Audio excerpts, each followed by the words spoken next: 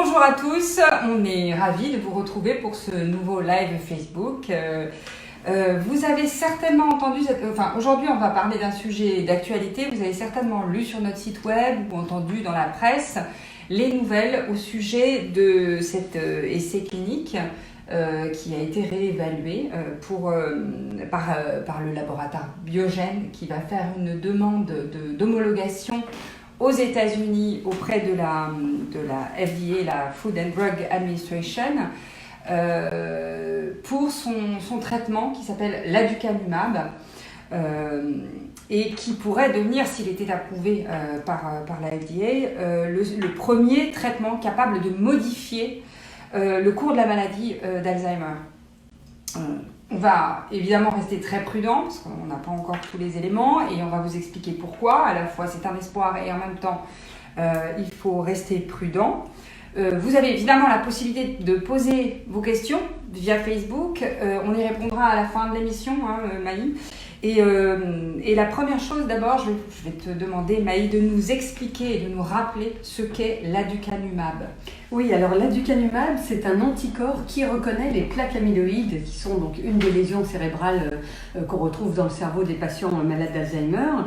Et cet aducanumab, lorsqu'il est administré par voie intraveineuse, eh bien, il circule dans le sang et une petite partie de cet anticorps traverse la barrière hémato-encéphalique, cette barrière qui sépare le cerveau du sang. Et il atteint ainsi sa cible qui est la plaque amyloïde présente dans le cerveau. Et c'est ce qu'on appelle l'immunothérapie passive. Donc en fait on injecte, c'est un traitement expérimental qui vise à injecter des anticorps dirigés contre les plaques amyloïdes pour les éliminer. D'accord, donc on comprend bien que ce n'est pas un traitement oral, que c'est un traitement injecté. Oui. Et on insiste évidemment sur le fait que ça reste un traitement expérimental, sur le fait que ce n'est pas encore un médicament, ce n'est pas encore un traitement. Déjà, ce n'est pas un médicament, puisque c'est de l'immunothérapie, et que c'est un traitement qui est expérimental et qui, pour le moment, est à la phase de la recherche clinique. On est bien d'accord. Comment est-ce qu'on a pu arriver à ce type d'immunothérapie contre la protéine bêta-amyloïde? Oui, alors c'est vrai que ces immunothérapies viennent d'une théorie scientifique qui s'appelle la cascade amyloïde, qui est donc une des grandes théories qui a émergé dans les années 90 et qui consiste à penser que l'accumulation de la protéine bêta-amyloïde est à l'origine de tous les événements et les cascades qui amènent à la mort des neurones, qui amènent à la dégénérescence neurofibrillaire, qui est l'autre lésion cérébrale de la maladie d'Alzheimer formée de protéines tau chimiquement modifiées et agrégées. Et donc cette hypothèse, basée sur cette hypothèse, les deux essais cliniques dont on va parler, lancés par Biogen et Eisai, eh bien s'appuient sur cette théorie et ces essais ont pour but donc de démontrer que si on enlève la protéine bêta-amyloïde, eh bien on va améliorer les symptômes de la maladie et ralentir l'évolution de la maladie d'Alzheimer. D'accord, parce qu'on rappelle qu'il y a deux lésions, je pense que c'est important de rappeler qu'il y a deux lésions dans la maladie d'Alzheimer, les plaques amyloïdes, enfin avec la protéine bêta-amyloïde, et les dégénérescences neurofibrillaires qui sont liées à la protéine tau qui dégénère elle aussi. Oui, voilà. qui s'agrège. Et donc là, dans cette cascade amyloïde, je me permets on dirait que c'est d'abord la protéine bêta-amyloïde qui dégénère et qui provoque, qui s'accumule et qui provoque toutes les réactions en chaîne qui amènent à la neurodégénérescence neurofibrillaire, c'est-à-dire à la formation des lésions tau, oui, et qui sont elles-mêmes responsables des symptômes de la maladie d'Alzheimer. C'était pour clarification, parce qu'on sait bien que c'est complexe. C'est pas simple. Exactement. Donc, cette hypothèse de la cascade amyloïde, qui a donc été à peu près théorisée dans les années 90, on est d'accord qu'elle est à l'origine d'une vingtaine d'essais cliniques, de recherches cliniques, basées sur l'immunothérapie passive contre amyloïde. Oui. D'accord. Et qu'on a une dizaine d'études qui sont encore en cours à l'heure actuelle. Si ce traitement aducanumab, on va y arriver, Oui. était approuvé, il serait donc le premier à démontrer que par l'élimination de la protéine bêta-amyloïde, enfin pas l'élimination de la protéine, Oui, enfin agrégé, c'est-à-dire voilà. sous forme de plaque. Voilà. On aurait une amélioration des symptômes cliniques qui prouverait cette thèse Voilà. de la cascade amyloïde. Mais d'abord, est-ce que tu peux, Maï, revenir sur ce qui s'est passé pour ces essais cliniques menés par Biogen et Eisai? Oui, alors en 2015, Biogen et Eisai ont lancé 2 études en phase 3 appelées Emerge et Engage. Donc chaque étude avait à peu près 1600 patients. Et c'était 2 essais cliniques identiques, menés en parallèle, dans le but donc d'évaluer l'efficacité de différentes doses de cet anticorps aducanumab administré mensuellement, de façon mensuelle, sur 18 mois. D'accord. Et ces essais ont été réalisés chez des patients malades d'Alzheimer à un stade léger. D'accord. Et ces essais devaient aller à peu près jusqu'en 2021. Mais en mars de cette année, Biogen a interrompu ces 2 études sur la base d'une analyse intermédiaire. Alors souvent, c'est ce que font les sociétés pharmaceutiques. Ils font une analyse à mi-parcours sur les données qu'ils ont déjà. Et cette analyse était basée sur à peu près des données de 1700 patients qui, eux, avaient terminé leur traitement de 18 mois vers décembre 2018. Donc l'objectif c'était de voir si on pouvait prédire un ralentissement du déclin cognitif chez ces patients qui avaient donc fini le protocole. Et malheureusement, ils n'ont pas trouvé de résultats statistiquement positifs et ils ont décidé d'arrêter ces 2 études. Donc, cette étude intermédiaire, enfin cette analyse intermédiaire, elle a été réalisée uniquement chez des personnes qui avaient reçu le traitement pendant 18 mois. C'est bien C'est ça, absolument. Mais donc les autres patients qui n'avaient pas atteint ces 18 mois, qu'est-ce qui s'est passé? Oui, alors, et donc ces patients, eux, n'étaient pas inclus dans cette analyse intermédiaire, puisqu'ils n'avaient pas réalisé le protocole en entier en décembre 2018. Mais en mars 2019, quand Biogen a arrêté les traitements, il y a eu à peu près 318 patients qui, eux, en mars 2019, avaient terminé leur traitement, leur protocole de 18 mois. Et ces nouveaux patients n'étaient pas inclus dans l'analyse intermédiaire. Donc ils ont pu rajouter ces données supplémentaires enfin disponibles dans leur nouvelle analyse datant d'octobre. En fait. D'accord. Et là, alors, à ce moment-là, en réintégrant ces éléments-là, quels ont été les résultats de l'analyse? Et donc, en fait, les nouveaux résultats montrent que l'un des 2 essais cliniques Emerge a atteint ses objectifs, est positif, et ils ont montré qu'il y avait une diminution de 23% du déclin cognitif chez les patients qui avaient reçu le traitement aducanumab, c'est-à-dire amélioration de la mémoire, de l'orientation spatiale, du langage. Et ces patients qui avaient reçu ce traitement à la plus forte dose, la dose la plus élevée, eh bien aussi voyaient leur activité de la vie quotidienne s'améliorer. Ils ont mesuré un ralentissement de la perte d'autonomie jusqu'à 46%. Mais en ce qui concerne le second essai clinique, Engage, eh bien Biogen n'a pas trouvé les mêmes résultats et cet essai clinique reste négatif. Alors, il y aurait une petite tendance dans un sous-groupe de cet essai qui pourrait conforter les résultats positifs du premier essai clinique, mais quand même, on reste prudent parce que pour l'instant, on n'a pas de données scientifiques publiées concernant ce deuxième essai Engage. Il nous manque encore des données. Tout à fait. Donc, et du côté de la biologie, l'aducanumab a quel effet sur les lésions cérébrales qui sont présentes dans le cerveau des malades d'Alzheimer? Alors, les résultats que Biogen a communiqués vont dans le bon sens. Il semblerait, donc ils ont déclaré que l'imagerie des plaques amyloïdes, qu'on peut donc visualiser par PET amyloïde, PET scan, eh bien, a montré que les dépôts amyloïdes étaient réduits chez les patients ayant reçu des doses d'aducanumab. Il semble qu'au niveau de l'autre protéine tau, on va dans le même sens au niveau des résultats, mais encore une fois, il faut rester prudent parce qu'on n'a pas encore tous les résultats publiés sur les biomarqueurs de la maladie d'Alzheimer. Oui, donc il faut attendre d'avoir ces publications oui. D'accord, pour avoir plus de... Tout à fait.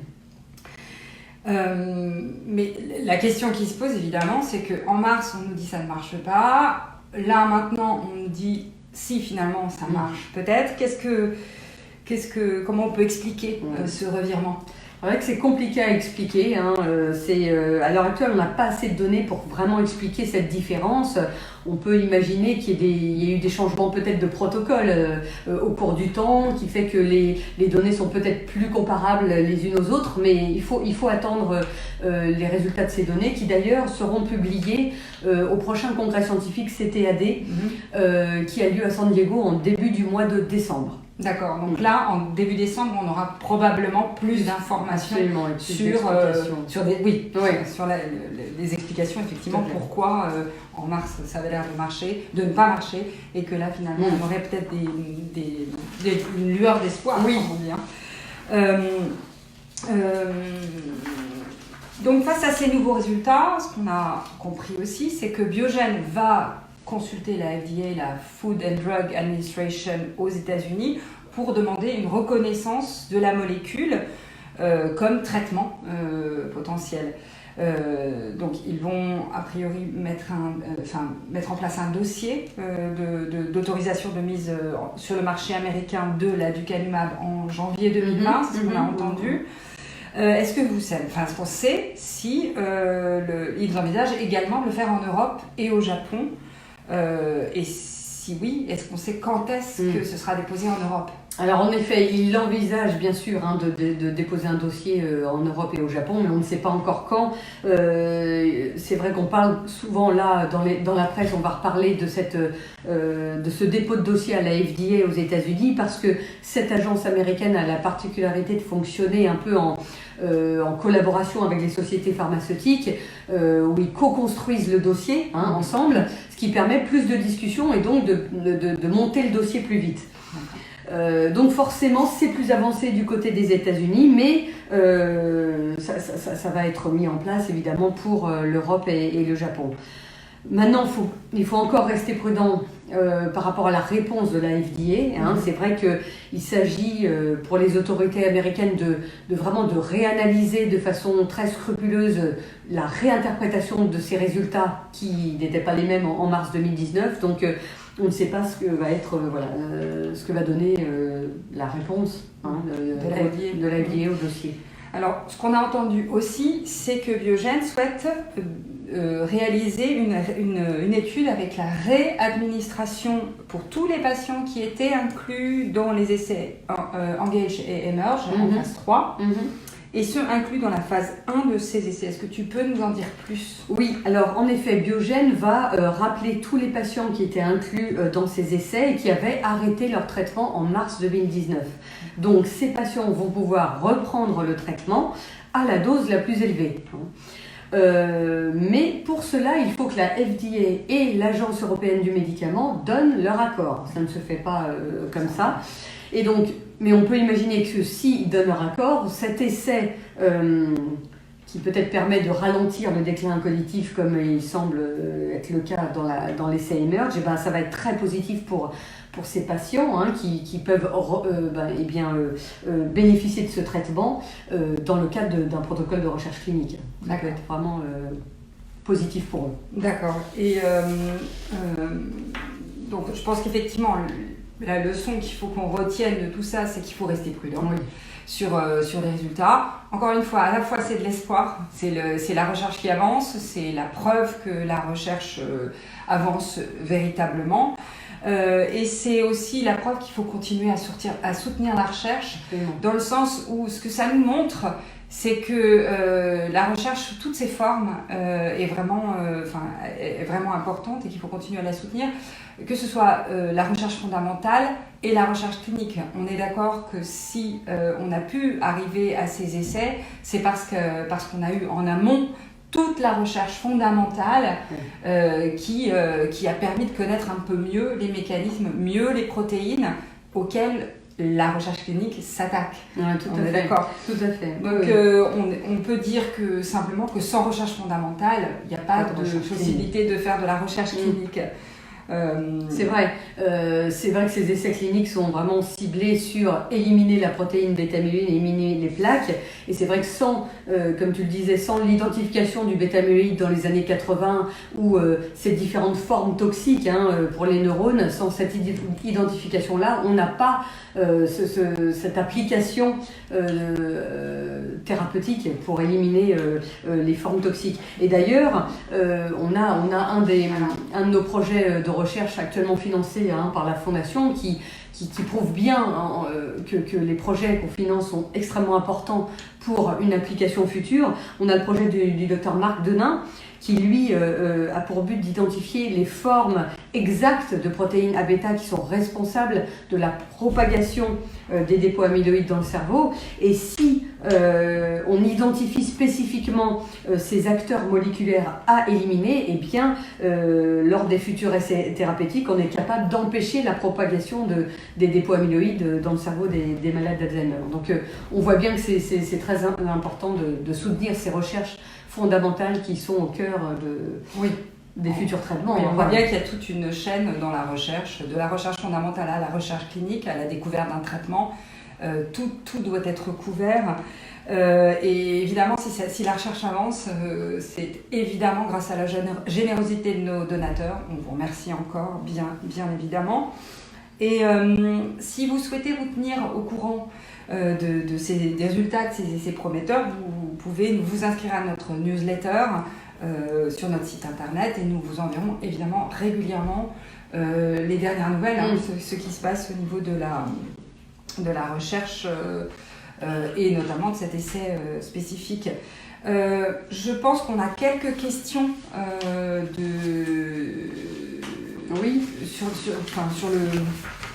sur Facebook, je crois, auxquelles on pourrait peut-être répondre. Alors, on avait une question, notamment pour savoir si c'était possible d'administrer ce traitement à tous les patients, donc à tous les stades de la maladie. Ah, oui. Alors, c'est vrai que les deux essais de Biogen et de Eisai ont été réalisés chez des patients malades d'Alzheimer à un stade léger, comme je vous disais. Et c'est vrai qu'on ne peut pas savoir si ces essais seraient bénéfiques chez des patients qui seraient à un stade plus avancé ou de même chez des patients à un stade préclinique, c'est-à-dire qui n'ont même pas de symptômes mais qui ont quand même un début d'accumulation des lésions cérébrales dans le cerveau. Donc on ne peut pas savoir. Par contre, c'est vrai que ce qu'on sait, c'est que 15 à 20 ans avant l'apparition des premiers symptômes, les lésions cérébrales se forment déjà dans le cerveau. Et donc, on peut imaginer que plus on propose le traitement en amont, ou plus tôt dans la maladie, plus les neurones sont protégés, sont encore fonctionnels et plus le traitement serait efficace. Mais c'est encore une supposition. Ensuite, on avait une autre question d'une personne qui nous explique que donc il a bien compris que Biogen donc va peut-être réadministrer l'anticorps aux anciens patients des deux essais cliniques, mais a priori lui il vient d'apprendre qu'il avait une maladie d'Alzheimer, il s'est fait diagnostiquer il y a 2 mois et donc il aimerait savoir s'il pouvait quand même éventuellement être amené à recevoir ce traitement. Oui, alors c'est vrai que comme on a dit, cette étude de réadministration est vraiment ciblée uniquement sur les patients qui étaient déjà inclus dans les essais cliniques, qui ont arrêté leur traitement entre-temps. Donc c'est toujours ciblé à ces patients-là parce que ça reste un traitement expérimental, ça reste un traitement en recherche clinique qui va se réouvrir uniquement aux patients ayant déjà participé aux études Emerge et Engage. En revanche, ce qui existe, ce sont d'autres essais cliniques qui peuvent s'ouvrir et qui peuvent avoir besoin de recruter des patients qui viennent d'être diagnostiqués. Vous pouvez pour ça évidemment nous contacter à la Fondation par téléphone, par email, comme vous voulez, si vous avez besoin d'informations sur les essais cliniques en France, sur ce qui se passe, sur votre potentielle inclusion dans un essai clinique, on a les informations et on sera ravis évidemment de vous les transmettre et de vous mettre en relation avec les équipes qui travaillent en recherche clinique. Voilà, oui. Et on avait reçu une autre question pour savoir s'il était possible que les États-Unis ou l'Europe refusent la mise sur le marché du traitement. Alors, ils peuvent refuser, oui, ils peuvent refuser en effet l'enregistrement de cette molécule parce que pour l'instant rien n'est gagné. Déjà le fait qu'une étude émerge et marché et pas l'autre pourrait très bien freiner la décision de la FDA par rapport à cet enregistrement. Et puis la FDA pourrait très bien demander justement une étude complémentaire, puisque actuellement les analyses que Biogen a faites ne sont pas faites sur tous les patients inclus dans les 2 essais, et la FDA pourrait très bien demander une étude complémentaire, un peu comme l'étude de réadministration que Biogen propose, pour avoir des données supplémentaires sur des patients qui ont vraiment fait le protocole sur 18 mois. Il pourrait aussi également proposer un nouvel essai clinique de phase 3. Donc on a encore du chemin à parcourir. Même s'il était pour le moment pas encore accepté, autorisé, ce qui est possible, ce qui est toujours possible évidemment, et heureusement on va dire, il faut toujours prouver l'efficacité d'un traitement avant de le mettre sur le marché. Mais ça pourrait être soit reporté dans le temps, voilà. Ça c'est encore à voir, et je pense qu'on en saura quand même beaucoup plus au moment de la publication des résultats précis par les laboratoires au mois de décembre. Oui, tout à fait. On a évidemment hâte d'avoir ces informations-là parce que c'est encore une fois à la fois beaucoup d'espoir, en même temps on essaye de raison garder et de se dire que les choses avancent, même si elles avancent pas toujours aussi vite qu'on aimerait qu'elles avancent, et on reste évidemment mobilisés les uns et les autres pour continuer à soutenir la recherche. Je me permets justement de vous dire que là on arrive à la période de l'année où notre comité scientifique va recommander les prochains projets à financer. On espère qu'on pourra en financer beaucoup. On sait, tous les ans, on reçoit des projets, des candidatures d'excellence de la France entière. On a parlé du projet de Marc Denain qui a été financé, qui est actuellement financé, mais on en a beaucoup comme ça en ce moment. Et on compte évidemment sur vous, sur votre générosité, sur l'espoir que suscitent aussi toutes ces nouvelles, même si elles sont à prendre avec des pincettes, elles sont quand même des nouvelles qui sont encourageantes. Voilà, donc on vous tient au courant, évidemment. Inscrivez-vous à la newsletter, continuez à nous suivre sur les réseaux sociaux. Voilà, continuez à soutenir la recherche. Exactement. Merci beaucoup. Merci. Et à bientôt. Au revoir. Au revoir.